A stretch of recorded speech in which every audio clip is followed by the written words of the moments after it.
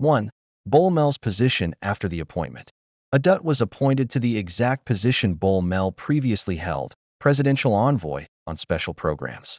He was then elevated to vice president and given the economic cluster portfolio. On paper, this looks like a promotion. But in practice, it can also be interpreted as a strategic reshuffle by President Kiir, shifting Bull-Mel upwards to a prestigious but less hands-on role, while entrusting special programs to his daughter. Bull-Mel's public endorsement of Adut's appointment could therefore be seen as political survival. Projecting loyalty to Kiir's family ensures his new VP seat isn't undermined or threatened. 2. The significance of his congratulations statement. His congratulatory tone and pledge of support may sound genuine, but it's also carefully calculated language. By describing Adut's appointment as evidence of the president's trust in capable and compassionate leaders, Bull-Mel avoids appearing resentful while aligning himself with Kiir's family agenda. This allows him to preserve his influence within the regime, even though some might see his power as diluted by the appointment of Adut. 3. Adut's rise and nepotism debate.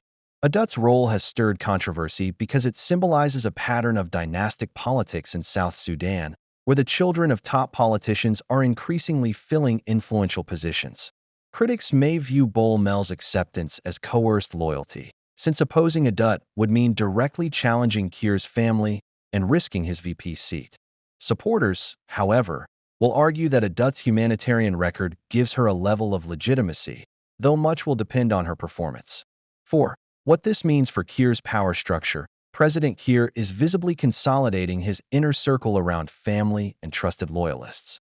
By placing his daughter in such a key role, he ensures that special programs, which directly affect citizens and service delivery, remain under family oversight. Bull-Mel's role as VP, Economic Cluster, still gives him visibility, but the engine of implementation has shifted to Adut. This suggests Kiir wants to balance loyalty with control. Bull-Mel stays in government as a heavyweight, but his operational leverage is reduced. 5. Future risks. If Adut delivers tangible results, she could emerge as a serious political player, strengthening Kiir's dynastic ambitions. But if she struggles, the blame could spill over to Bull-Mel, since he pledged full cooperation and tied his economic cluster's support to her success. This dynamic may also trigger resentment among sidelined elites, especially those who view the appointments of Kiir's children as narrowing space for non-family politicians. Bottom line, Senior Presidential Envoy for Special Programs, Adut Salva Kiir, on Wednesday held a meeting with Vice President Dr. Benjamin Bull-Mel, who also chairs the Economic Cluster, to discuss the rollout of special initiatives launched by President Salva Kiir. According to the presidency, the discussions focused on accelerating implementation of programs designed to improve service delivery, strengthen livelihoods, and create new opportunities for citizens across the country. Dr. Bull-Mel pledged the full backing of the Economic Cluster and urged other government groupings to rally behind the new envoy. He further called on the people of South Sudan to extend their support, noting that Adut's record in humanitarian and community service positions her well to deliver on the task. With her leadership, the vision of HE President Salva Kiir Mayardit will be translated into practical action that reaches every household, Bull-Mel said. A rising political air. Adut's appointment last week drew mixed reactions across the political spectrum. Supporters see her as a young and energetic figure capable of bridging policy with grassroots needs, while critics question whether her selection is driven more by family ties than merit. Her promotion is the latest in a growing list of second-generation politicians entering top government roles. Earlier this month, Co's James Waniyiga, son of former Vice President Waniyiga, was nominated as Executive Director of the South Sudan Roads Authority, replacing Kenyatta Benjamin in a move widely criticized as politically motivated. Similarly, Adon Kwol Menyong, daughter of Kiir's longtime ally and senior advisor Kwol Menyong Juk, currently serves as Minister of Trade and Industry. Nepotism and political consolidation. The string of appointments has deepened public concerns over nepotism within South Sudan's governance. While defenders argue that political families naturally produce leaders due to their exposure to statecraft, critics say the practice risks sidelining qualified professionals, entrenching favoritism, and weakening public trust in government institutions. Analysts note that Kiir's decision to elevate his daughter to a high-profile envoy role coincides with his broader strategy of consolidating loyalty among key allies and their families, potentially shaping the political succession landscape. By embedding children of trusted figures in strategic positions, Kiir may be seeking to secure continuity of influence while navigating internal power rivalries. The road ahead. Whether Adut can rise above the shadow of family privilege and prove her leadership will be a central question going forward. Her ability to deliver tangible outcomes on the special programs, seen as pivotal to economic recovery and stability, may determine not only her political future but also public perception of Kiir's controversial reliance on family appointments. Adut Salva Kiir pays courtesy visit to Vice President Rebecca Nyandeng. Juba, South Sudan's newly appointed senior presidential envoy for special programs, Honorable Adut Salva Kiir, on Thursday paid a courtesy visit to Vice President Rebecca Nyandeng de Mabior at her residence in Juba. The meeting, which came just days after Adut's appointment by President Salva Kiir Mayardit, focused on strengthening collaboration between the vice president's office and the envoy's newly established mandate. According to officials, discussions centered on empowering communities, enhancing service delivery, and ensuring that the government's special programs reach vulnerable groups across the country. Nyandeng's guidance. Vice President Nyandeng, widely regarded as the mother of the nation for her long-standing role in peace-building and advocacy, warmly welcomed Adut and offered guidance on leadership in a polarized political landscape. She underscored the importance of prioritizing programs that directly touch the lives of ordinary South Sudanese, particularly women, youth, and returnees. Leadership is not about titles, but about service, Nyandeng reportedly told her guest, urging Adut to lead with humility, accountability, and a listening ear for the people. For her part, Adut expressed gratitude for the vice president's mentorship and pledged to work closely with all government clusters to ensure the president's special programs translate into tangible improvements for citizens. She described the visit as an opportunity to draw inspiration from one of the country's most experienced leaders. Political symbolism. Analysts say the meeting carries weight beyond its courtesy nature. Nyandeng, the widow of South Sudan's founding leader Dr. John Garang, symbolizes national unity, resilience, and continuity of the liberation struggle. By seeking her blessing early in her tenure, Adut not only signaled respect for senior stateswomen, but also sought to position herself as a unifying figure capable of bridging generational and political divides. The timing is also significant.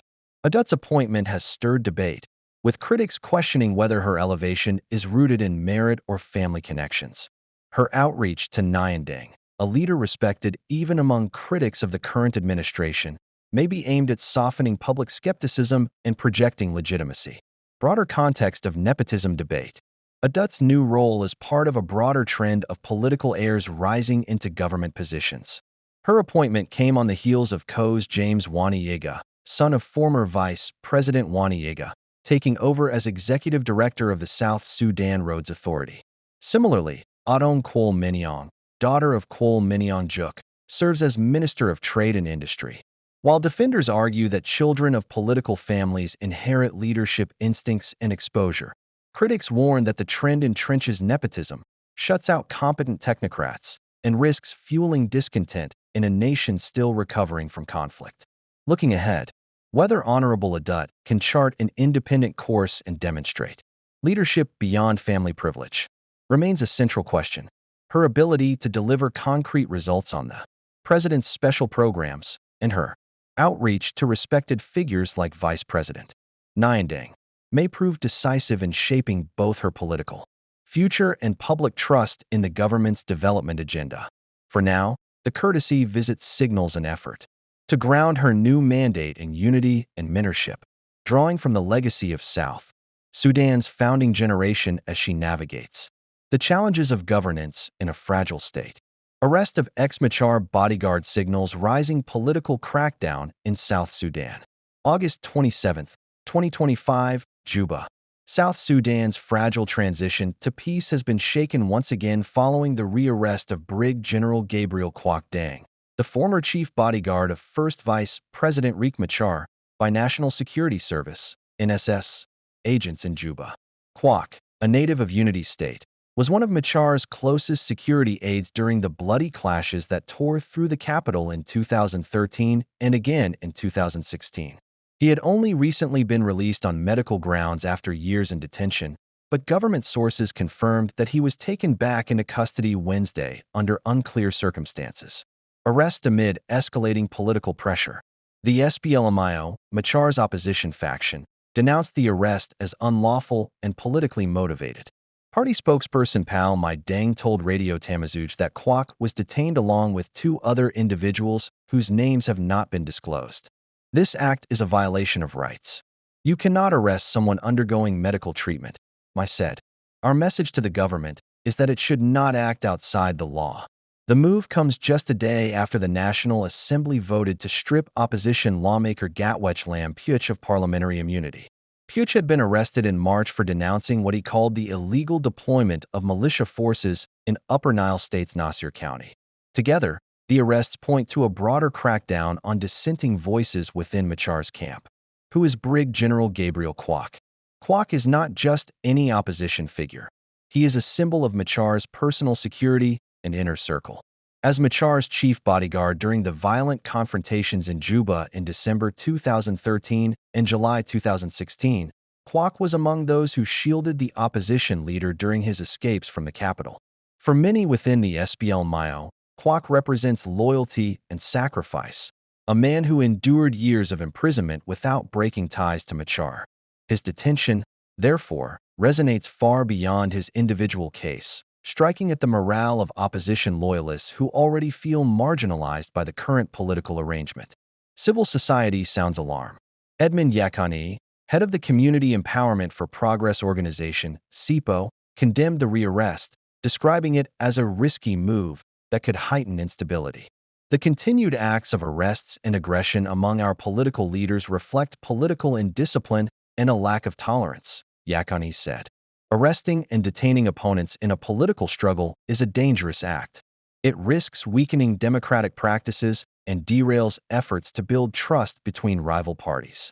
Yakani warned that spoilers inside both camps are deliberately undermining the peace process by pushing for aggressive tactics instead of dialogue. Peace deal on the brink. The 2018 peace agreement, signed after a 5-year civil war that killed an estimated 400,000 people, promised the unification of rival armed forces, constitutional reforms, and democratic elections. Yet, years later, most provisions remain unfulfilled. Instead, the last several months have seen a string of arrests targeting SPLMIO leaders and officials. Machar himself has been under house arrest since March 26, a move the United Nations described as pushing South Sudan to the brink of renewed conflict. Other high-profile detentions include General Gabriel Duplam, Deputy Army Chief of Staff, arrested earlier this year. Put Kong Chul, the country's petroleum minister, also detained amid mounting disputes. For the SPLMIO, these moves are evidence that President Salva Kiir's government is systematically dismantling the opposition in violation of the peace deal. International pressure mounts. The United Nations mission in South Sudan, UNMISS, has repeatedly cautioned against politically motivated detentions, warning they could trigger new violence. Western embassies, including the United States, have echoed calls for the government to release opposition figures and return to dialogue. Observers note that the rearrest of Kwak could deepen mistrust within the fragile security sector, especially among SPLMIO forces awaiting unification with the National Army. What comes next? With elections approaching, the treatment of opposition leaders and figures like Kwak will serve as a litmus test for South Sudan's commitment to democratic transition. For now, the government's reliance on arrests and political coercion is seen as a sign of insecurity at the highest levels of power. The arrest of Gabriel Kwak is more than just a legal matter, one political analyst in Juba told this reporter. It is a message: loyalty to Machar will not be tolerated. But such heavy-handed tactics could just as easily reignite the very tensions the peace agreement was meant to end. A trusted figure in Machar's circle, Kwak's significance extends beyond his military role. As Machar's chief bodyguard during his escapes from Juba in 2013 and 2016, Kwok came to embody loyalty and resilience within the SPLMIO ranks. For many opposition supporters, his rearrest is not just a legal matter, but a symbolic attack on the movement's core. Targeting figures like Kwok undermines trust between the parties and risks inflaming divisions within the security forces, one analyst in Juba noted. Civil society warnings. Civil society has raised alarm over the pattern of detentions. Edmund Yekani, executive director of the Community Empowerment for Progress organization, CEPO, described Kwok's rearrest as a risky move that could heighten instability. The continued acts of arrests and aggression among our political leaders reflect political indiscipline and a lack of tolerance, Yakani said. Arresting and detaining opponents in a political struggle is a dangerous act. It risks weakening democratic practices and derails efforts to build trust between rival parties. Yakani argued that spoilers in both camps are undermining South Sudan's transition by promoting confrontation over dialogue. Peace deal under strain. The 2018 peace agreement, which ended a 5-year civil war that killed an estimated 400,000 people, remains only partially implemented. Provisions on unifying rival armed forces, drafting a permanent constitution, and holding national elections have stalled. Meanwhile, the government has arrested several senior opposition figures in recent months, including Deputy Army Chief General Gabriel Duplam and Petroleum Minister Put Kong Chol. Machar himself has been under house arrest since March 26, a move the United Nations described as pushing the country to the brink of renewed conflict. For the SPLMIO, these arrests are evidence that Kiir's administration is systematically dismantling the opposition in violation of the peace deal. International alarm over rising tensions. The United Nations mission in South Sudan, UNMISS, has warned that the country risks sliding back into widespread conflict if disputes continue to be managed through coercion and detentions rather than negotiation. Western embassies, led by the United States, have repeatedly urged Kiir's government to de-escalate tensions and release detained opposition leaders. Diplomats caution that such repressive tactics not only undermine the 2018 peace agreement, but also jeopardize the credibility of upcoming elections. A fragile path ahead. The arrest of Brig General Kwok highlights the fragility of South Sudan's political transition at a time when stability is urgently needed. For opposition supporters, it represents an attack on one of their most loyal figures. For civil society, it signals a dangerous culture of repression. And for international partners, it is another red flag that the peace process could collapse. Fighting erupts between SSBDF and SPLAIO in Longchuk County today, early morning at 8:30 a.m. August 28, 2025, Upper Nile. Fresh clashes have erupted in Longchuk County, Upper Nile State, between forces of the South Sudan People's Defense Forces, SSBDF, and the opposition Sudan People's Liberation Army in Opposition, SPLAIO. According to local officials and community sources, residents reported heavy gunfire on Thursday morning in several villages, forcing hundreds of civilians to flee into nearby bush areas. The number of casualties has not yet been confirmed, but early reports suggest both sides suffered losses. This fighting has caused panic. People are running, and many families have been displaced, a local community leader told reporters by phone. The cause of the clashes remains unclear, though tensions between government troops and opposition forces have been rising in the region following recent high-profile arrests of SPLMIO leaders and the house arrest of First Vice President Riek Machar. Civil society groups are urging immediate restraint, warning that renewed hostilities could derail the already fragile 2018 peace agreement.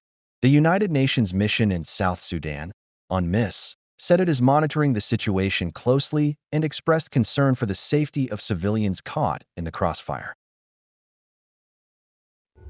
Mala madi liam kadel I chala da ta long kata don kel kane I chene ban kaya kala se jidin te paiban ala te kala go da kon galing kala go kidan ne kona no nya kwarne adut sal pukema ya dit ne katai chala you come kwara kaya I chala da chetok aka katup da galada Hawaii ne tin kon la bite prison ne chaga to media laga aka ne dam dio kin del ke ne ti dajino ke dang che cháu ka dora ken tan ken cháu muk tham ne ramanya me cháu kuda Benjamin Bolmel Acha ko mutabda che jaw gil katanda no lagalat kaya kano chalat che tok lara kamala gwen ken tegatin ke jala ro de chwa dora bega nyandeng chaw iseng da chi go jek chi gamong ka che ke jaw lar mala chi te kolaboraro no ko che goro no ba ne to konte te kel ka gwana wal kene te to brik